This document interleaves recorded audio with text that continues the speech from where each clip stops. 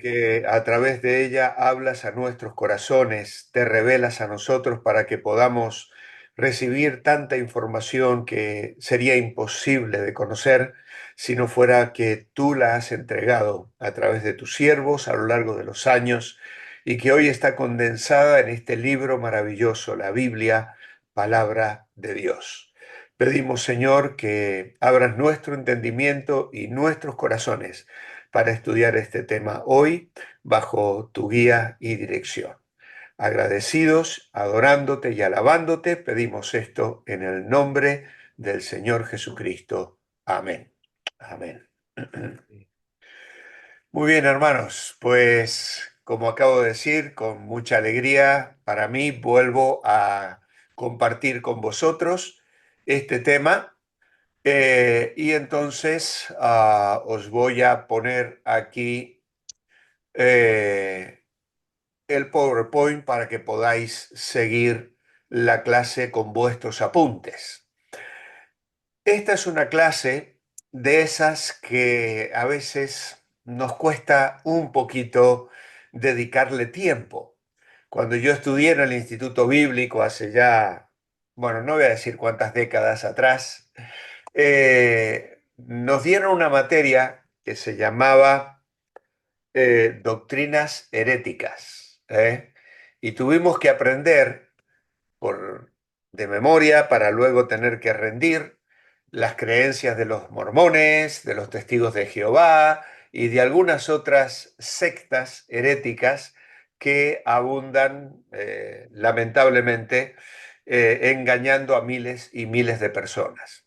Y fue para mí una materia muy difícil de afrontar, porque realmente tener que dedicar tiempo a estudiar doctrinas heréticas no parece realmente inspirador.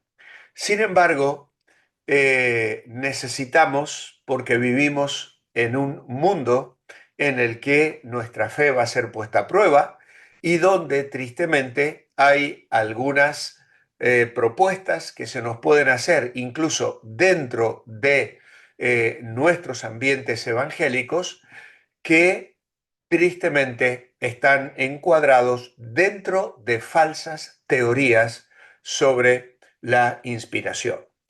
Y son los dos temas que vamos a mirar hoy, las falsas teorías sobre la inspiración y luego un apartado algo más pequeño sobre la autoridad de las escrituras. Una de las frases que muchos de nosotros recordamos de aquella ocasión en la que Jesús fue tentado en el desierto, en Mateo capítulo 4, por ejemplo, es cuando Jesús le contesta a Satanás, no solo de pan vivirá el hombre, sino de toda palabra que sale de la boca de Dios.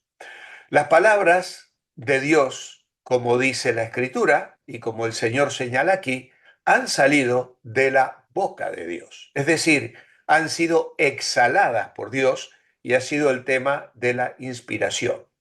Ahora, este énfasis quiero destacarlo porque, aunque pudiera antojarse obvio, cuando hablamos de la inspiración, estamos hablando del proceso mediante el cual Dios obró por medio de escritores humanos, sin destruir sus personalidades individuales, sus estilos, y a través de ellos producir escritos autoritativos e inerrantes, que tienen el respaldo divino.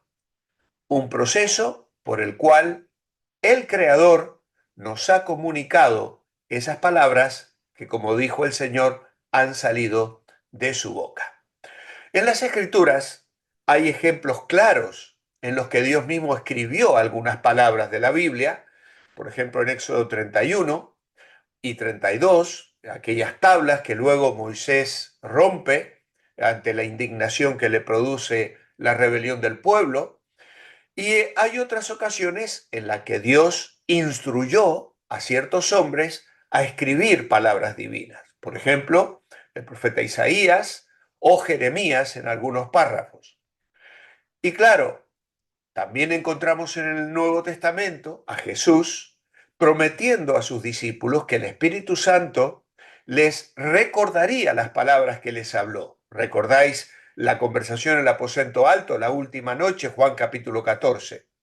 Y claro, hay también lo que los apóstoles claramente dicen escribir acerca de los mandamientos del Señor, como lo describe Pablo en 1 Corintios 14. Ahora, para poder entender este proceso de inspiración a lo largo de los años, se han desarrollado diversas teorías, pero no todas tienen un buen sustento. Por ejemplo, hay quienes asumen que Dios dictó todas las palabras de la Biblia y que los autores sencillamente hacían la función de secretarios. Si esto fuera cierto, el lenguaje, el estilo literario, sería el mismo desde Génesis a Apocalipsis. Sin embargo, podemos leer que los autores muchas veces expresan sus propios sentimientos, sus temores, sus alegrías, sus fracasos. Por ejemplo, David es inspirado a escribir el Salmo 51 y está confesando un pecado terrible que hubo en su vida. O aún llegamos a Romanos 9 y vemos cómo Pablo habla de lo que tiene en su corazón en relación al pueblo judío, los primeros 3 versículos de ese capítulo. Hay otras teorías que dicen que Dios solamente inspiró los conceptos, no las palabras que escogieron los autores. Si fuera así, entonces nos encontraríamos con muchas contradicciones en la Biblia. Otras posturas asumen que solo ciertas partes de la Biblia son inspiradas, pero no toda la Biblia. Así que esto es muy delicado, pues que hace que el lector se convierta en el juez. Es decir, yo decido lo que es inspirado y lo que no. De hecho, hay un movimiento del que vamos a hablar enseguida, denominado neo-ortodoxo, que enseña que la Biblia es verdad solamente si usted cree que es verdad. De manera que depende de cada individuo creer lo que mejor le convenga y difícilmente podrá haber dos personas que se pongan de acuerdo en decir, bueno, esto es cierto o esto es falso. Obviamente el abanico de ideas en cuanto a la Biblia es tan amplio como hay miles de personalidades. Incluso hay quienes sencillamente argumentan que es un libro con algunos consejos más bonitos, más lindos, más interesantes que se pueden seguir o no según las preferencias de cada persona.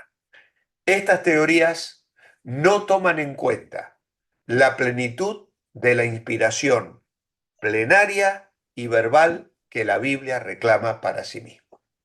Y según esta doctrina que nosotros abrazamos, cada palabra de la Biblia es inspirada por Dios y por lo tanto autoritativa y libre de error en su escrito original. La Biblia es un testimonio coherente y confiable en Dios, inspirado por el Espíritu Santo, quien garantizó que cada palabra reflejara perfectamente la voluntad divina.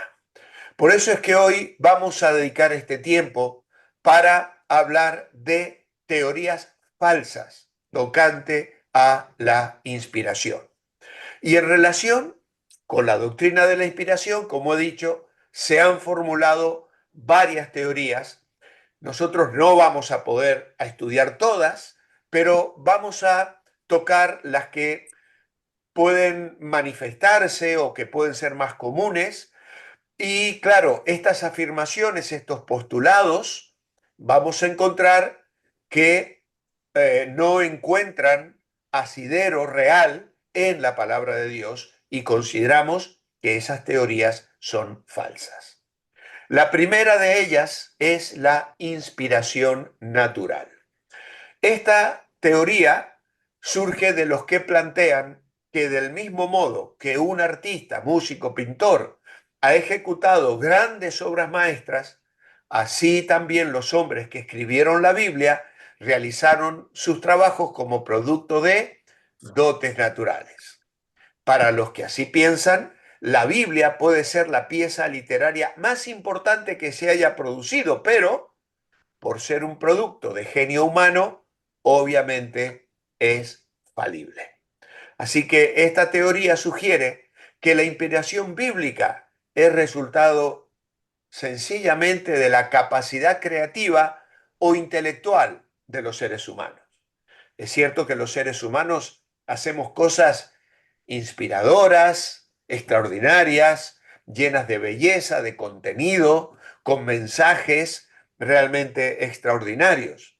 Sin embargo, los autores de la Biblia fueron más que simplemente genios religiosos inspirados de la misma forma que lo serían los poetas, los filósofos, y esta teoría de alguna manera sugiere que no hubo una intervención directa en la inspiración de la escritura.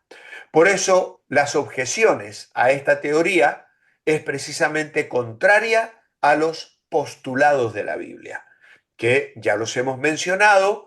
Hay muchas citas internas de la Biblia, también hay algunos argumentos externos que nos ayudan a confirmar la inspiración bíblica. Sin embargo, esta básicamente va en contra de esos postulados. Reduce la Biblia al mismo nivel de cualquier libro humano. Así que si la Biblia es un bestseller, es como un libro que ha tenido mucho éxito de librería en sus ventas, ha estado en el número uno, pues pone la Biblia tristemente en esa misma condición. Es una negación de que la inspiración es en sí, de lo que la inspiración es en sí.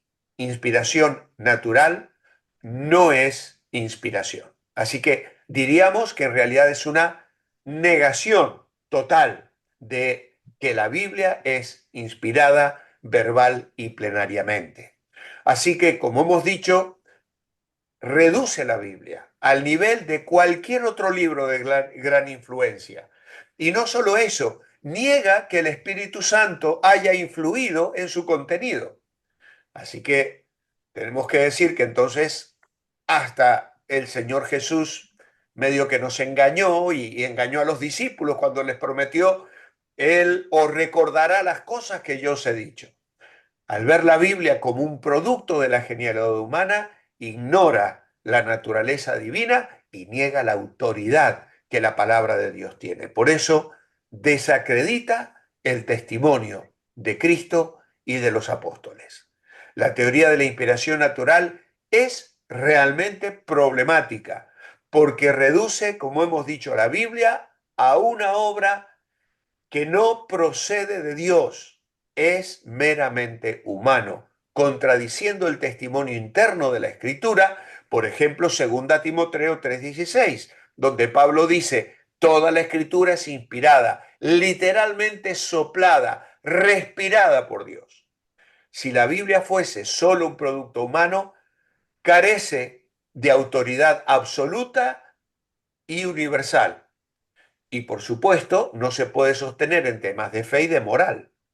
Además, la naturaleza profética y el cumplimiento de las profecías en la Biblia, como por ejemplo Isaías 53, ¿no es cierto?, indican realmente un conocimiento que va más allá de la capacidad humana. Y así podríamos seguir, por ejemplo, el Salmo 22 y tantas otras citas que se cumplen de una manera extraordinaria en la persona del Mesías, de Jesucristo, que obviamente Jesús ni los discípulos pudieron hacer nada para que se pudieran cumplir, como fue el nacimiento virginal, el nacimiento en Belén, las cosas que acontecieron durante su niñez, las cosas que acontecieron en su muerte cuando él fue crucificado y se reparten las vestiduras, y así podríamos seguir hablando de muchas profecías que muestran la inspiración desde un punto de vista interno y desde un punto de vista externo. Luego tenemos la inspiración dinámica o mística. Son los que sostienen que del mismo modo que los creyentes hoy tienen y están llenos del Espíritu, así también los escritores de la Biblia tuvieron la capacidad de realizar sus trabajos como lo podría realizar cualquier persona hoy. Es decir, no hay diferencia entre lo que escribieron aquellos hombres y lo que un creyente que estuviese lleno del Espíritu podría escribir hoy. Obviamente, esta teoría dinámica o mística sostiene que la Biblia no fue inspirada directamente por Dios en su contenido exacto, sino que los autores bíblicos escribieron bajo una especie de inspiración subjetiva, mística. Dios simplemente inspiró ideas generales, conceptos, pero los escritores fueron libres de expresarlos a su manera, usaron sus propias palabras, estilos, detalles específicos. Que hay algo de cierto en esto, porque lo estamos diciendo, que el Espíritu permitió a Pedro, a Pablo y a los profetas tener personalidades diferentes, ¿no? Pero es una gran diferencia de decir que esto es algo que incluso hoy se podría repetir, porque esta teoría sugiere que Dios solo transmitió pensamientos o ideas generales y que los autores tuvieron la libertad de expresarlos como a ellos les parecía. Por lo tanto, el contenido exacto, como palabras o frases, no fue dictado ni dirigido por Dios, sino que es el producto de las ideas y la experiencia de cada autor.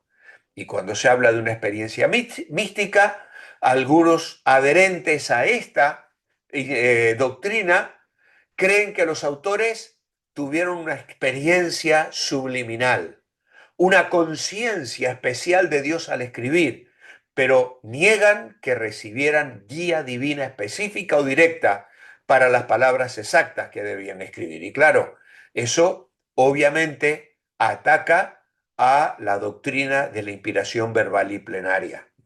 ¿Cuáles son las objeciones a esta teoría? Pues ya lo hemos dicho, no asegura la inerrancia bíblica, ya que permite que los autores puedan haber introducido ideas y detalles propios, y esto contradice la doctrina tradicional de la inspiración verbal y plenaria. Ignora entonces esta doctrina bíblica y al escribir las escrituras, el escribir las escrituras no fue dado a todo creyente, aún en la era apostólica. Es decir, no todos los apóstoles fueron instrumentos de Dios para escribir, para escribir. No tenemos, por ejemplo, nada que haya escrito Tomás, ¿eh? Y algunos otros de los apóstoles. Solo contamos con los 4 evangelios. Luego hay muchos evangelios apócrifos, pero que carecen del respaldo, del reconocimiento de la autoridad y pueden ser documentos más o menos interesantes, pero que no tienen el respaldo de la autoridad, que luego es un tema que veremos cuando hablemos de el canon o la canonicidad de la Biblia.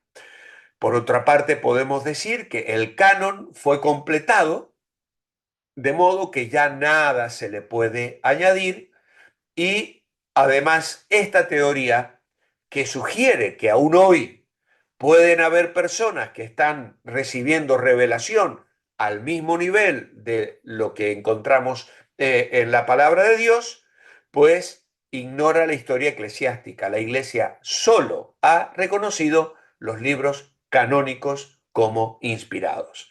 Y esto es un tema que también vamos a ver, como acabo de decir, próximamente. Luego tenemos la inspiración parcial. Son los que asumen esta postura, afirman que solamente aquellas partes de la Biblia que tratan verdades desconocidas para el hombre, tales como asuntos espirituales o morales, que no se pueden obtener por la razón ni por la investigación, han sido inspirados. Según este punto de vista, los eventos históricos, los datos científicos y ciertos detalles narrativos incluso pueden contener errores. La parte histórica, primero Samuel, segundo Samuel, Crónicas, Reyes, esa, pueden tener muchos errores. La inspiración de Dios para esta gente estaría limitada solo a temas doctrinales y espirituales. Por ejemplo, Job capítulo 1. ¿Quién de nosotros podría saber lo que acontece en la presencia de Dios en esa conversación entre Satanás y Dios acerca de Job? Y ellos sugieren que eso fue inspirado por Dios. Pero luego, el resto de la historia es otra cosa. Pues, obviamente, es una teoría con amplias objeciones. Primeramente son contrarias a lo que la Biblia afirma, porque Dios, el Espíritu Santo, impulsó o dirigió a los escritores a escribir las palabras, es decir, la grafía original, pues la única forma de expresar pensamientos es por medio de palabras. Además, ya que la inspiración tiene que ver con el acto de escribir o registrar la revelación de Dios para garantizar la inerrancia de ella, es necesario que toda la escritura sea producto de Dios y no solo una parte. Es decir, si yo voy a afirmar que solo aquellos lugares donde se nos revela cosas del Padre, del cielo, de los ángeles, como decíamos de Job 1 u otras situaciones, que describen cosas que nosotros no podríamos conocer, de las que Pablo habla mucho, por ejemplo, acerca de que nuestro nombre ha sido escrito en el cielo, acerca de el perdón de nuestros pecados, acerca del sello del Espíritu Santo, es decir, muchas cosas que se nos informa de la palabra de Dios, que las creemos, las vivimos, las experimentamos, pero que son informaciones de situaciones verdaderamente y netamente espirituales que acontecen en el ámbito de lo que Dios hace en nuestra vida. Hemos sido colocados en Cristo, pertenecemos al cuerpo de la Iglesia Universal y muchas otras cosas. Si solamente eso es palabra de Dios y no lo demás, pues por supuesto estamos negando y quitando la inerrancia de la palabra de Dios. Finalmente, afirmar que la Biblia solamente contiene la palabra de Dios equivale a ser alarde de un poder especial. Es decir, yo determino qué parte de la Biblia es inspirada. Si la Biblia está solamente inspirada en partes, la pregunta a contestar es, ¿quién determina cuáles son las partes que están inspiradas? ¿Quién? El que sabe hebreo, el que sabe griego, el que es aparentemente más espiritual. Esto no funciona. Por lo tanto, nosotros entendemos que el énfasis bíblico es, toda la escritura es teopneustos, toda escritura es el soplo, es inspirada. Todas las partes, la totalidad de la Biblia tiene su origen en Dios. Esta visión es inconsistente con esa enseñanza bíblica sobre la confiabilidad total de la palabra.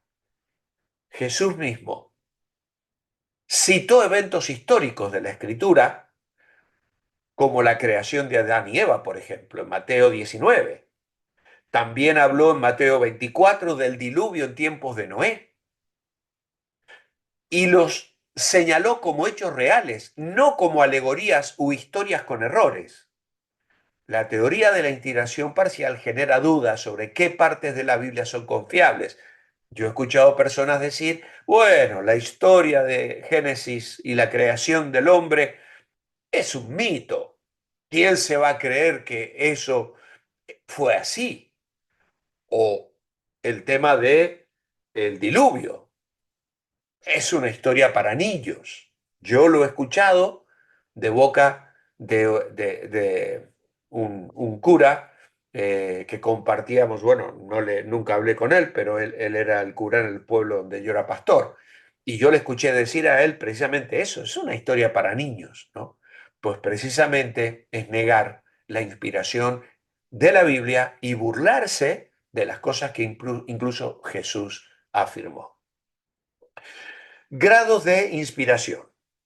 Esta teoría afirma que algunas partes de la Biblia están más inspiradas que otras. Por ejemplo, aquellas partes que, siendo totalmente desconocidas, fueron reveladas y tienen un mayor grado de inspiración que eran de conocimiento general. Es decir, darle simplemente un grado más importante. Esto tiene más autoridad, el otro no, no. Eso, bueno, no es tan importante.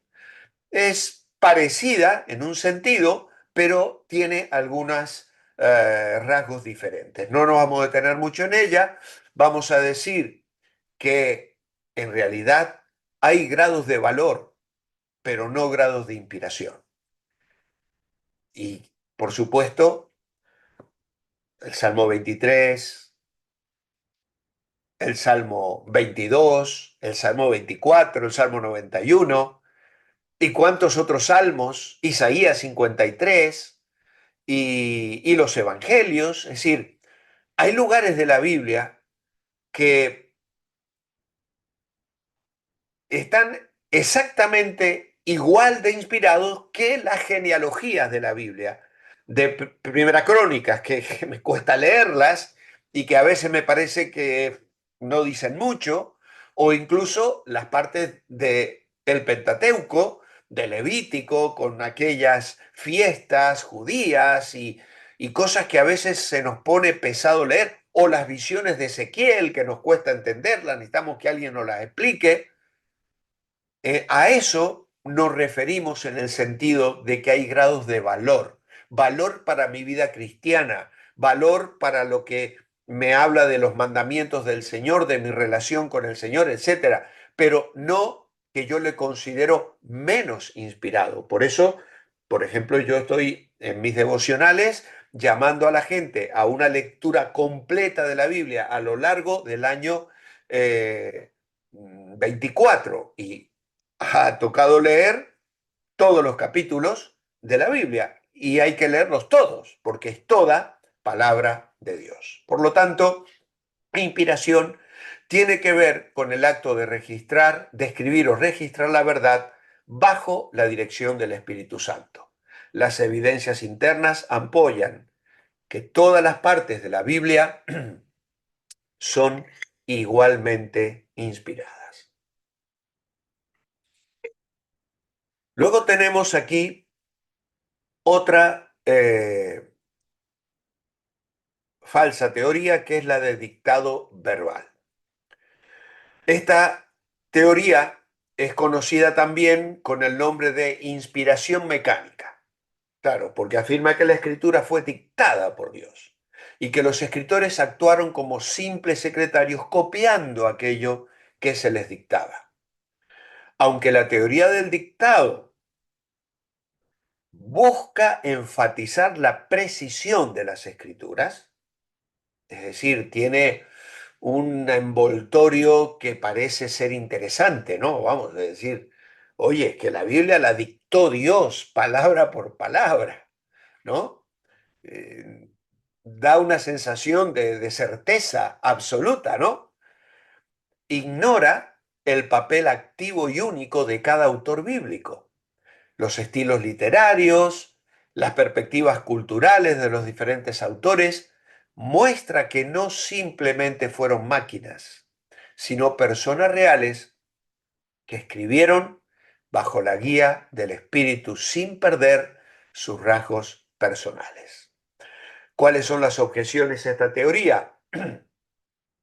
Aunque es cierto que algunas partes de la Biblia fueron dictadas, y otras, como los 10 mandamientos, fueron escritas por la propia mano de Dios, hay algunas objeciones serias a la teoría del dictado verbal. Primero, no explica los diferentes estilos y las características de cada libro de la Biblia. Ya lo hemos señalado y lo volvemos a destacar. En segundo lugar, hace del escritor una máquina, un autómata, no participa y sin embargo nosotros descubrimos fácilmente los rasgos personales, el sentir personal, el sufrimiento. ¿Quién no lee Isaías, por ejemplo, o el libro de Oseas, donde el profeta lamenta la infidelidad de su mujer? O incluso Jeremías, cuando maldice el día en que nació y dice, tuve un fuego que me quemaba, traté de apagarlo y no pude. Así que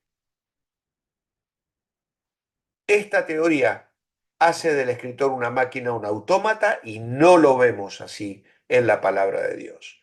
El dictado verbal niega, excluye la posibilidad real de la inspiración. Es decir, no hubo soplo de Dios, Dios dictó.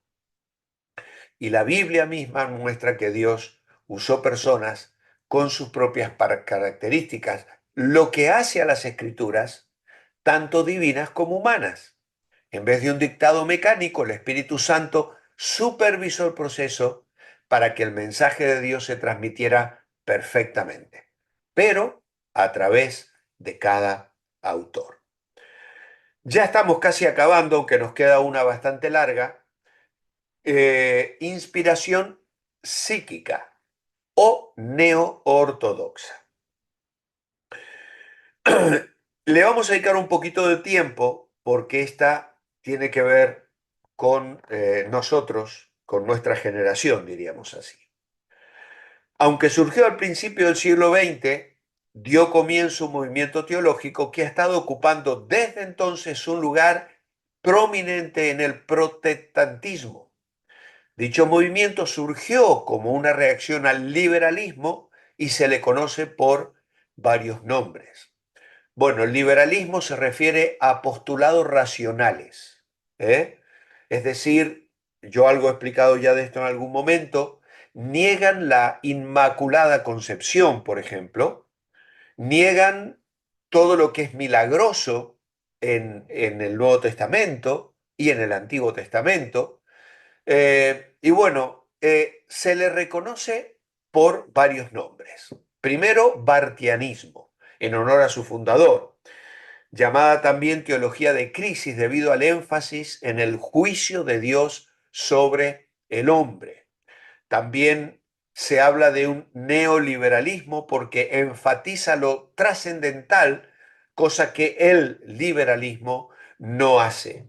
También se le describe como neoortodoxia debido a su esfuerzo por regresar a postulados bíblicos de la Reforma.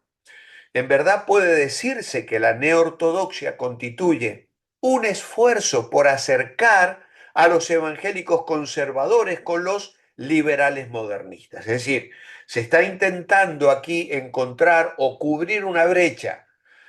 Claro, pero si para cubrirla vamos a estar renunciando a otras verdades fundamentales para nosotros, como la inspiración de la escritura, entonces, claro, nos encontramos aquí con una propuesta que nosotros vamos a denunciar como falsa. Algunas posturas más de los neoortodoxos han asumido dos posturas. Una es la existencial y la otra se llama desmitologizante. Vaya palabra. Desmitologizante. Esta primera posición, que es la existencial, la apoyó este Carval y la segunda se le atribuye a otro conocido teólogo llamado Rodolf Bullmann.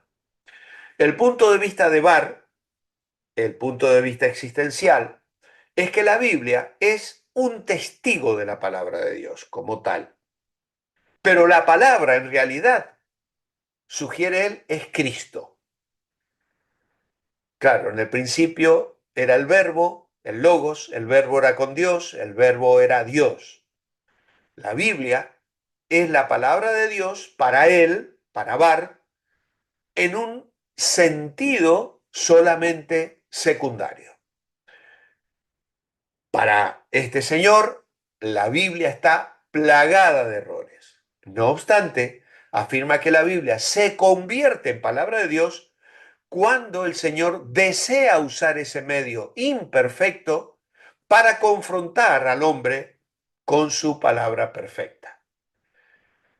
En la opinión neortodoxa, es decir, solo Dios puede hablar por Dios. Él habla de manera personal solamente. Y cuando lo hace, eso es revelación. Así que, según este señor, aún hoy Dios está comunicando ideas, revelación. La palabra de Dios es su misma presencia en mi experiencia. Cuando Dios me habla por medio de su palabra, que para él es Jesucristo, y yo respondo, entonces ha sido revelación. Y este hombre tiene otros prominentes teólogos que mantuvieron y mantienen esa posición, que son Emil Brunner, Near y Edwin Lewis y otros tantos que van detrás de él. Así que resumiendo este punto de vista, el punto de vista existencial de la neortodoxia sostiene que la revelación no es objetiva, es subjetiva. Es decir, Dios me habla a mí, es algo interno. Dios me dijo, Dios me dijo. Por eso, cuando escuchamos a algún predicador decir, Dios me dijo que te diga, cuidado, hermanos, cuidado. ¿Por qué? Porque detrás no solo hay un llamado a la ignorancia o a una respuesta de fe superficial. Están atentando contra doctrinas fundamentales de nuestra fe. Dios ya dijo todo lo que tenía que decir en la palabra de Dios. Y en el Calvario y en la resurrección, en la tumba vacía, quedó la revelación completa que luego los apóstoles, bajo la guía del Espíritu Santo, plasmaron en las páginas de lo que hoy es el canon revelado, la palabra de Dios, de Génesis a Apocalipsis. Y en este sentido, ya hoy no hay más revelación. Ellos sostienen que sí. Para ellos la Biblia no contiene errores y es falible, y la Biblia es no es una revelación, sino un testimonio de la revelación. Un testimonio de la revelación. Dios habla solamente de manera personal, y cuando habla, si respondo, entonces ha habido revelación. Luego tenemos el segundo punto, el desmitologizante, que es un punto de vista abogado por algunos neortodoxos. Y esta posición, tomada especialmente por Rodolf Bullmann, es un concepto que afirma que para entender la Biblia y para llegar al corazón de la verdad es necesario despojarla de todo el mito de que está revestido. Es cierto, dicen que los mitos bíblicos son métodos serios y significativos, aunque imperfectos de expresar asuntos trascendentales para la existencia religiosa del hombre. No obstante, es necesario mirar más allá de lo mitológico para conocer la verdadera revelación. Así que aquí encontramos entonces que se despoja a la Biblia de todo lo milagroso, de todo aquello que es realmente trascendental. Los teólogos que apoyan esta posición mantienen que el mito es una forma de comunicación teológica. Relatos tales como la creación del hombre, la caída, la encarnación, la cruz, la segunda venida, son formas mitológicas de expresar ciertas verdades. En cuanto a Cristo, solamente era un hombre ordinario sin nada sobrenatural en él. La doctrina que hace de Jesucristo, el Hijo de Dios, un ser preexistente, es sencillamente mitológica. Así que como veis, aquí nos estamos encontrando ya con una negación no sólo de la bibliología, de la cristología y de muchas facetas de la teología sistemática y fundamental que nosotros abrazamos y en las que nuestra fe descansa en el día de hoy. Por lo tanto, la posición neortodoxa que afirma que solo se revela a Dios de manera personal y no proposicional. Es decir, que no hay autoridad delegada. Es decir, una revelación proposicional es cuando se designa a alguien que tome decisiones en el nombre de aquel que tiene autoridad, pero que le designa para que a su vez él ejerza esa autoridad. Por lo tanto, Dios no se revela por medio de la palabra escrita, sino por un encuentro personal. Y la Biblia es testigo, pero el testimonio bíblico es que toda la escritura es producto del soplo de Dios. Eso es lo que nosotros aceptamos, creemos. Toda la Biblia es producto del soplo de Dios. El mismo Jesucristo honró las escrituras, refiriéndose a ellas y mandando a los hombres a escudriñarlas, como dijo en Juan 5:39. Él vino a este mundo, vivió, murió, resucitó y ascendió en cumplimiento literal a la palabra escrita. Así que hermanos, con esto terminamos este punto un tanto desagradable, diría yo, el más desagradable de la materia bibliología, porque hemos tenido que repasar todas estas falsas teorías que al final no hacen más que confundir, pero al confundir realmente pueden llevar al creyente en su experiencia, en su vida personal, a un camino de muchos errores. Porque cuando la palabra de Dios no es la autoridad final, entonces muchas cosas se caen por sí mismas, especialmente en la moralidad cristiana.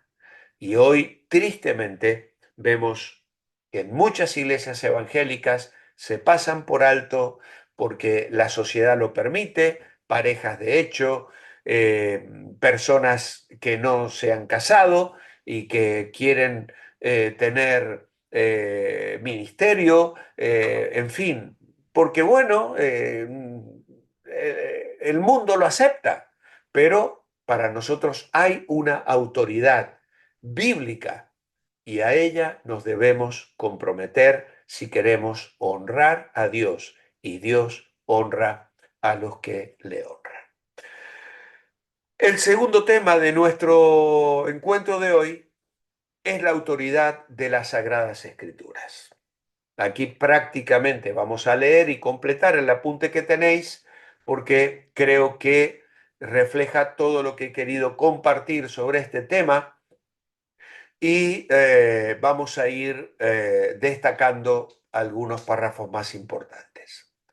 Las escisiones o divisiones más profundas en la cristiandad son doctrinales. Y estas escisiones doctrinales más profundas son aquellas que resultan de desacuerdos tocante a la autoridad. La autoridad de la Sagrada Escritura significa que esta es el criterio absoluto de Dios respecto de la verdad en todo lo que afirma. El tema de la verdad es un tema controversial. Esta semana en uno de los devocionales voy a hablar precisamente sobre esto, pero Pilato habló con Jesús acerca de esto y casi cínicamente le dijo, ¿qué es la verdad? Y se fue sin esperar la respuesta. Fue una pena que Pilato no se haya quedado a que Jesús le explique realmente lo que es la verdad. Pero la autoridad de las Sagradas Escrituras es la verdad, es el criterio absoluto. Las enseñanzas de la Biblia son sus criterios para todos los juicios y las evaluaciones que tenemos que hacer en la vida cristiana, en las distintas situaciones y circunstancias en las que nos encontramos. La Biblia afirma tener autoridad divina. Los escritores del Antiguo Testamento repiten constantemente la frase, así dice Jehová, como demostración del hecho de que lo que escribían o decían procedía de Dios. Por lo tanto, la autoridad de la Biblia es expresada en el Antiguo Testamento. Como hemos señalado ya anteriormente, los escritores del Antiguo Testamento 2000 veces utilizaron esta frase, así dice Jehová y el Señor dice. Y tenemos allí algunos ejemplos que no vamos a mirar. El profeta Isaías 20 veces declara la palabra de Jehová. Y Jeremías más de 100 veces dice, vino pues palabra de Jehová a mí. Y el resto de los profetas siguen el mismo patrón, es decir, un reconocimiento de la autoridad divina de las cosas que ellos estaban dejando por escrito. La autoridad de la Biblia también es declarada en el Nuevo Testamento. Nadie ha dado mayor honor a la Sagrada Escritura que el Señor Jesucristo, cuando en Mateo 5 dijo, no penséis que he venido a abrogar la ley, no he venido para abrogar sino para cumplir, porque hasta que pasen el cielo y la tierra, ni una jota ni una tilde pasará de la ley hasta que todo se haya cumplido. También el Señor Jesucristo afirmó que la Escritura no puede ser quebrantada en Juan 10:35. La palabra de Dios posee tal autoridad que quebrantarla acarrea castigo. Además, desde su resurrección, explicó a sus discípulos todo lo relacionado con su muerte y su resurrección. Aquello que aconteció en el camino de Emaús fue algo extraordinario, porque el Señor fue recorriendo las escrituras, los salmos, lo que de él decían, y el corazón de aquellos hombres ardía en el camino. También el Señor reconoció la historicidad de Jonás, la creación de Adán y Eva, que lo hemos señalado recién, la historicidad de Daniel incluso, y su ministerio profético. A todo eso hay que añadir el hecho de que los escritores del Nuevo Testamento reconocieron la autoridad del Antiguo Testamento cuando usaron la frase escrito está. El verbo utilizado en esa fórmula está en el tiempo perfecto del modo indicativo. El tiempo perfecto subraya una acción completa con resultados perdurables, como si dijera, está escrito y permanece escrito. Es decir, esto no va a cambiar. La autoridad de las escrituras fue suscitada por la iglesia primitiva. Tanto los padres apostólicos, algunos de los cuales fueron discípulos de los apóstoles, estamos hablando de el siglo I después de Cristo, es decir, entre el 100 y el 200, 300, entrando en el 400, incluso a finales de esta tercera y cuarta época, diríamos así. Ah, estos padres apostólicos fueron discípulos de los apóstoles, como otros que no lo fueron, hicieron uso de la Sagrada Escritura, dando a entender que reconocían su autoridad y su inspiración. Si bien es cierto que para el segundo o el tercer siglo no había acuerdo general del número de los libros que debían ser incluidos en el canon, también es cierto que para el siglo cuarto la Iglesia recibió la totalidad de los libros canónicos y los consideró autoritativos. Este va a ser un próximo tema que vamos a estar mirando en los próximos lunes, que tienen que ver con el canon. Antes vamos a hablar sobre la inerrancia de la escritura.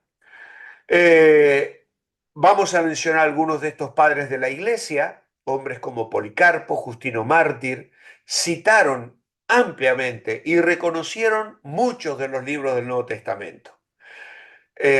Particularmente Ireneo de León, quien fue el primer padre de la iglesia, citó prácticamente todos los libros del Nuevo Testamento en sus escritos. Hay una Biblia con notas patrísticas, yo no la he comprado todavía, son generalmente Biblias caras, deben salir unos 70 euros o algo así, pero ha salido creo que el año pasado con las notas de la patrística, es decir, aquellas cosas que los padres de la iglesia señalaron en relación a el desarrollo de las doctrinas que hoy nosotros abrazamos y que estudiamos teológicamente y doctrinalmente para afirmar nuestra fe. Eh, Muy bien, así que este hombre entonces citó prácticamente todos los libros del Nuevo Testamento. Las citas del Nuevo Testamento hechos por los padres de la Iglesia alcanzan la cifra de 23.000. Dichas citas serían suficientes para reconstruir todo el Nuevo Testamento. Sin duda, los líderes de la Iglesia de los primeros siglos reconocieron sin tapujos la autoridad de las Escrituras. Cuando hablamos de la autoridad de la Biblia, ¿qué queremos decir exactamente? Bueno, la autoridad como tal incluye tres elementos. El derecho de establecer normas de verdad y conducta. Es decir, esto es verdad, esto es correcto. Y esto es realmente algo maravilloso, que nos da un respaldo, una firmeza. No estamos aquí hablando de un flan que se mueve, que se acomoda. No, la Biblia es firme, categórica, tiene autoridad. Luego tenemos el derecho de demandar que otros conformen sus mentes y sus corazones y sus vidas a esta norma. La Biblia nos dice, no solo créelo, me dice, hazlo, ponlo en práctica. Es así como tienes que vivir. No podemos vivir como se nos da la gana. No la libertad de Cristo, si el Hijo os libertare, seréis verdaderamente libres, no implica libertinaje, ni que yo voy a poner estándar para mi vida y mi matrimonio. No, la Biblia es contundente, es clara, es la que yo tengo que obedecer, es la autoridad final. Y es el derecho a demandar cierta conformidad por vía de pena de castigo. Es decir, si no lo cumples, ¿eh? La Biblia, por eso Hebreos y Pablo, en algunas cartas, hablan de disciplina. La disciplina que se ejerce en la iglesia, la disciplina que se ejerce en la vida de creyentes, que no andan conforme a la palabra de Dios, y Hebreos que claramente nos dice que como un padre disciplina a sus hijos, Dios nos disciplina. ¿Cuándo me disciplina? Cuando rompo la autoridad bíblica, cuando dejo de lado los mandamientos de Dios, cuando no me comprometo, no vivo conforme a lo que la palabra de Dios me dice. Algunos tratan de separar la autoridad de la Biblia de la autoridad de Dios o de Jesucristo, declarando que la autoridad no se encuentra en un libro, sino en una persona. Este es un ejemplo. El Nuevo Testamento que aceptamos como nuestra norma no nos pide aceptarlo como nuestra autoridad final. Habla de Jesucristo, lo proclama como la autoridad. Jesús es Señor. Así que aquí tenemos a una persona allí que está cuestionando de alguna manera eh, eh, la autoridad. Es decir, el Nuevo Testamento que aceptamos como nuestra norma no nos pide aceptarlo, no me dice tienes que aceptarlo, me dice soy la autoridad final.